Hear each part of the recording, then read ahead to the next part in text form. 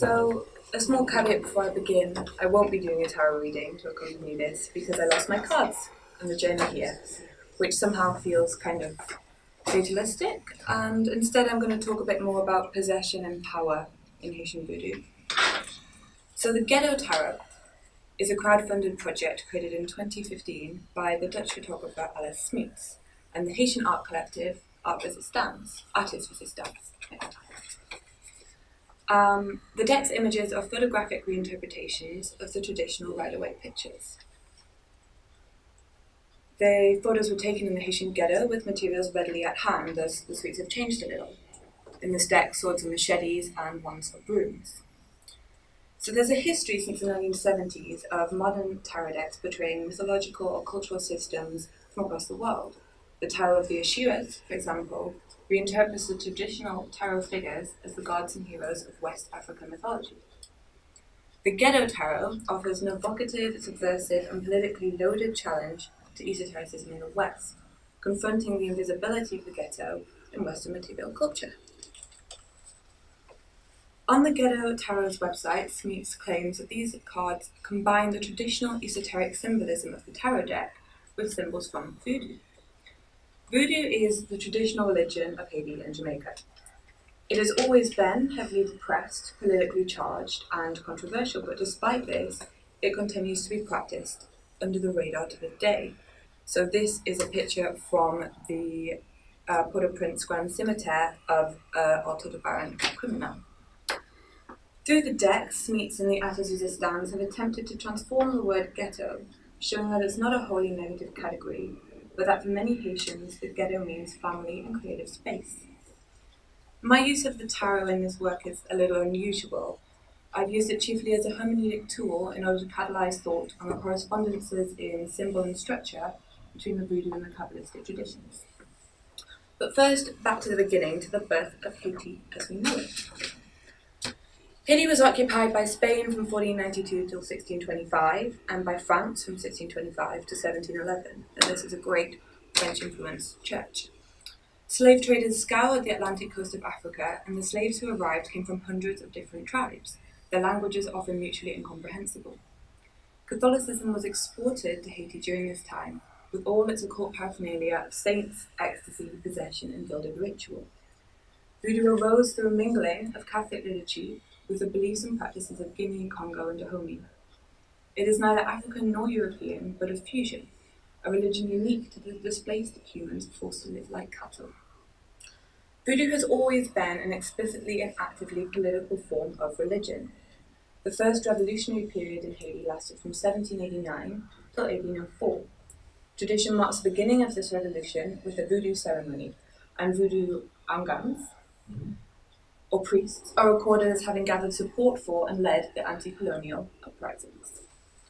Voodoo is also, and above all things, an ecstatic religion. As has often been noted of ecstatic female saints in medieval Europe, ecstasy and possession often represent a quasi-covert form of social protest for women and for the marginal, oppressed groups of men for whom any open protest would be exceptionally dangerous. So this is Zora Neale Hurston. In 1938, 70 years before the Ghetto Tarot was made, she published Tell My Horse, Voodoo and Life in Haiti and Jamaica. This is an amazing anthropological text that has largely been ignored by mainstream academic discourse. I will use this book heavily in my presentation because I feel that it remains unparalleled among academic work on Haitian Voodoo. It explores the widespread phenomena of spirit possession in Haiti in detail, an experience that Hurston records as being called Tell My Horse. During spirit possession, the loa, or spirit, enters the devotee and speaks, acts, and dances through him or her. Hurston notes that a foreigner can never be a cheval, or horse. This is an honor reserved exclusively for the Haitians. Although today white Voodoo practitioners are more common, in the 30s the belief that by both Haitians and their ex-colonizers, that the former, the Haitians, were more closely in touch with the spirits was potent. This was seized upon as a mode of expression for those with no political voice. In an article in The Guardian, anthropologist Ira Lowenthal says, Voodoo says, no, I am not a cow. cows cannot dance, cows do not sing, cows cannot become God. Not only am I a human being, I'm considerably more human than you. Watch me create divinity in this world you have given me that is so ugly and so hard. Watch me become God in front of your eyes. This political and spiritual challenge is something that the Ghetto Tarot cards propagate today, contrasting as they do life in the Haitian ghetto with the privileged Western New Age tradition. Haiti won independence in 1804, but this was relatively short-lived. So in 1916, Haiti was occupied by US forces, who exported the image of exotic and grotesque voodoo as religious and cultural other. In 1971, Jean-Claude Duvalier came to power. History remembers him as a cruel dictator, and throughout the 1970s and 80s, Duvalier used voodoo to strengthen his political position. He incorporated Angans into his police force and propagated stories of his own powers and sorcery. Today, the idea of voodoo in the West has been reduced to a caricature, used particularly by American films and TV shows to represent an exotic, dangerous, and even satanic other. Now, one of the most potent voodoo exports has been the zombie. Hurston devotes several chapters of Tell My Horse to an in-depth study of zombies. Zombies are created when a Haitian takes part in a barmu, or give maam, ceremony, which Hurston claims is the old European belief in selling one's soul to the devil, but with Haitian variations. According to Haitian folklore, zombies are resurrected and drawn from their graves, their speech and thought is taken away, and they are made to work naked in the fields. Sometimes a zombie is recognized by its former loved ones, and Hurston tells us that she actually met a zombie and took a picture. She says, "We found a zombie in the hospital yard. She hovered against the fence in a sort of defensive position. The moment that she sensed our approach, she broke off a limb of a shrub and began to use it to dust and clean the ground and the fence. She huddled the cloth about her head more closely and showed every sign of fear and expectation of abuse and violence. Finally, the doctor forcibly uncovered her and held her so that I could take a picture of her face. And the sight was dreadful. That blank face with the dead eyes, the eyelids were white all around the eyes as if they had been burned by acid. It was concluded by the doctors that zombification is not a case of awakening the dead, but a matter of the semblance of death induced by some drug known but to a few, that destroys the part of the brain which governs speech and willpower. I believe it's more likely that the victims are ritually abused until they're incapable of communication.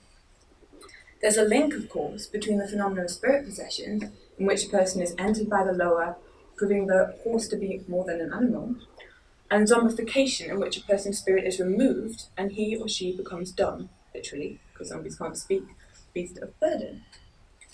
Now, naturally, arguments have raged over the legitimacy of this photo, but such arguments betray a lack of understanding as to what the phenomena of zombification in Haiti actually is, which is a mythologized explanation for the ongoing prevalence of slavery in Haiti. This mythologizing serves as tonic both for the ongoing problem of slavery and to the history of slavery that haunts the Haitian people. But what, you might well ask, does all of this have to do with the tarot and to the Hermetic Kabbalah from which the Rider-Waite deck draws so heavily? Now, Kabbalah is seen as a Western tradition. It is to be found lurking under almost every Western occultist, magician, and esotericist from the 20th century onwards. But what do we mean when we talk about the West? The island of Haiti lies about as far west as one can travel. But when we use the category West within religious studies and the study of esotericism, we mean Euro-American, and the majority of the time we mean white. Esoteric forms of religion have spread and flourished regardless of the arbitrary geographical boundaries, particularly in the wake of the colonial age, the legacy of which haunts the UK, France, Holland, and Spain alike. The way that Western mysticism has been imported to and imposed upon the non-Western, and the subsequent esoteric developments that took place in these colonized locales, is yet to be studied, but I think it's a fascinating topic. But more than this, I believe that our post-colonial legacies must be spoken about. It is time that the uncomfortable facet of European history is incorporated into our grand narrative of Western progress. Every British child learns about the evils of the Germans during World War II. But how many are taught about the horrors of the British Empire? We must never ever forget that the production of knowledge is a political act. In Tell My Horse, Hurston draws symbolic, structural, and linguistic links between Voodoo and esotericism, particularly as it flourished in the 19th and 20th centuries. She was criticised by several of her contemporaries for folklorification, although it is worth noting that all of her critics were men and all her apologists female. Folklorification of ongoing practices is contentious, but ignoring a topic is not the answer. There was so much contemporary opposition to Hurston's work that one cannot help but to read something more into these objections. Beneath this discourse lurks an ongoing desire to keep other traditions unexpressed, a belief that Western language and Western rationalism are unsuited to speak about these irrational, non-Western things. Hurston's critics claim that she cannot speak about voodoo as an outsider, but nor would her work be considered academically legitimate if she was an insider. These voices demand that this other tradition remains unconsidered, unexplored, and ignored, a demand which has largely been met. So now we come to Damballa, and this is his Veda or sigil. He is the first of the Rider-Waite, or good spirits. He is the creator god, the sky father, and the great serpent. His day is Wednesday, which offers a linguistic link with Odin. A link between the Norse gods and Voodoo Loa can also be found in a Zulu Freya, the goddess of love and sex's name. Hurston states that all over Haiti it is well established that Damballa is identified as Moses, whose symbol was the serpent. This worship of Moses recalls the hard-to-explain fact that wherever the Negro is found, there are traditional tales of Moses and his supernatural powers that are not in the Bible, nor can they be found in any written life of Moses. All over the southern United States, the British West Indies, and Haiti, there are reverent tales of Moses and his magic. I wanted to put up the magician card from the Ghetto Tarot, but that was the one image I couldn't get hold of. But we can see how each of these magicians, and indeed the one in the Ghetto Tarot, correspond with the image of Moses. There's a similarity of posture and, of course, the snake. So Hurston quotes at one point, "What is the truth?" Dr. Holly asked me. He's an American doctor living in Haiti. And knowing that I could not answer him, he answered himself through a voodoo ceremony in which the mambo, that is the priestess, richly dressed, is asked this question ritualistically. She replies by throwing back her veil and revealing her sex organs. The ceremony means that this is the infinite, the ultimate truth. There is no mystery beyond the mysterious source of life. The ceremony continues on another phase after this. It is a dance analogous to the nuptial flight of the queen bee. The mambo discards 6 veils in this dance and falls at last naked and spiritually intoxicated to the ground. It is considered the highest honor for all males participating to kiss her organ of creation, for Damballa, the god of gods, has permitted them to come face to face with the truth. I love this passage. It describes a sexual ritual act that I think many 19th, 20th, and current sex magicians would have a field day with. The mambo is a voodoo priestess. Within voodoo, mambos are often considered more powerful than algans, their male equivalents. They are the epitome of Haitian womanhood. However, on the world stage, a black woman who practices folk magic that includes animal sacrifice and sexual ritual is about as liminal as it's possible to be. Indeed, it is thus that she gains her power. There are obvious parallels between Timales, the Haitian trickster god, who is a Nancy in Africa and across the Caribbean, Brer Rabbit in America, and the Fool in the Tarot. In Tell My Horse, Hurston writes, "That brings us to the most striking phenomenon in Haiti to a visiting American, that habit of lying. It is safe to say that this art, pastime, expedient, or whatever one wishes to call it, is more than any other factor responsible for Haiti's tragic history. The Haitian peasant is a warm and gentle person, really, but he often fancies himself to be Timales, the sharp trickster of Haitian folklore." In another, more contemporary but equally invisible text, The Trickster and the Paranormal, George P. Hansen argues that the trickster god archetype can be found in religious and cultural systems throughout the world. He believes that liminality and the mystical are inseparable. The tendency to associate others, whether gendered, racial, or religious, as being somehow closer to the spiritual world, and this includes the belief that others are in league with the devil or with demons, is in fact a structural law. We can see this law at play with the mambo. Her power coexists with her liminality. At least in Western culture, it is the fear of this ultimate other that makes her such a potent and suggestive cultural figure. The Haitian peasants thus desire to emulate humanas because they know themselves to be liminal, to be edge people on the world stage, and the trickster offers power at the edge. Thank you.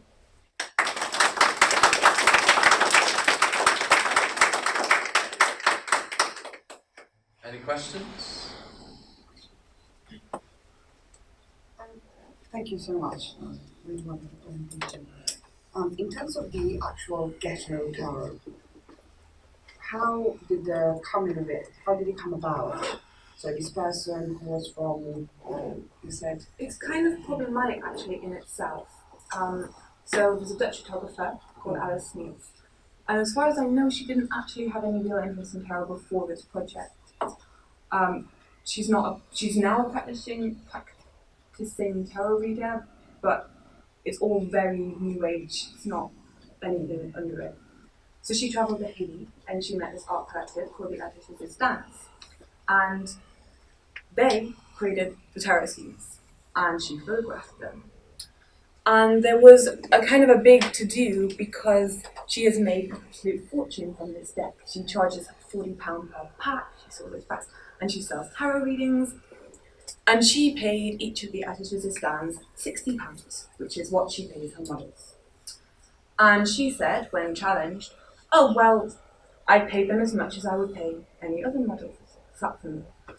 But obviously to me, I mean, that's not her art. That is the Atis Rezistans art. And all of the symbolism inside it, all of the props they created. So it is a very problematic deck. So, can I ask something? Yeah.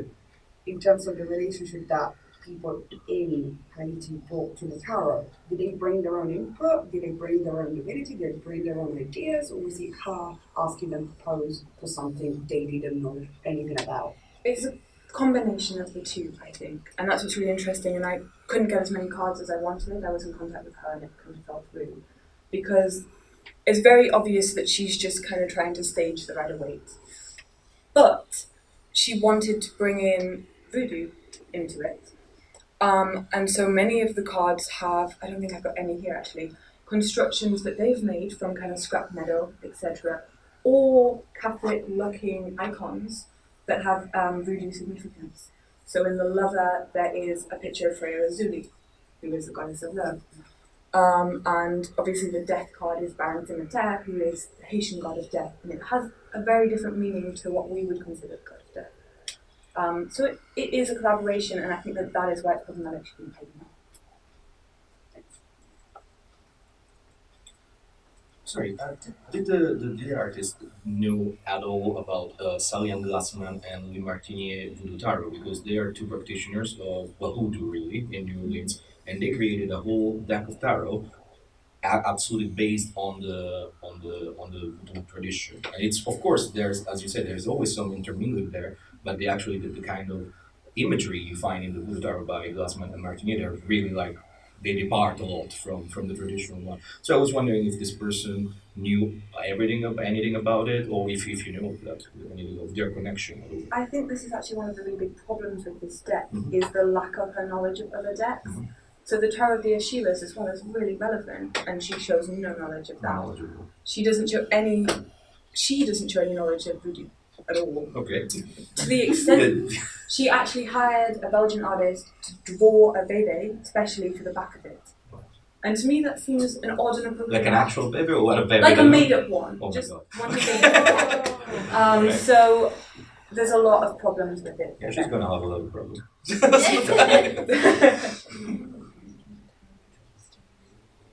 We should do more.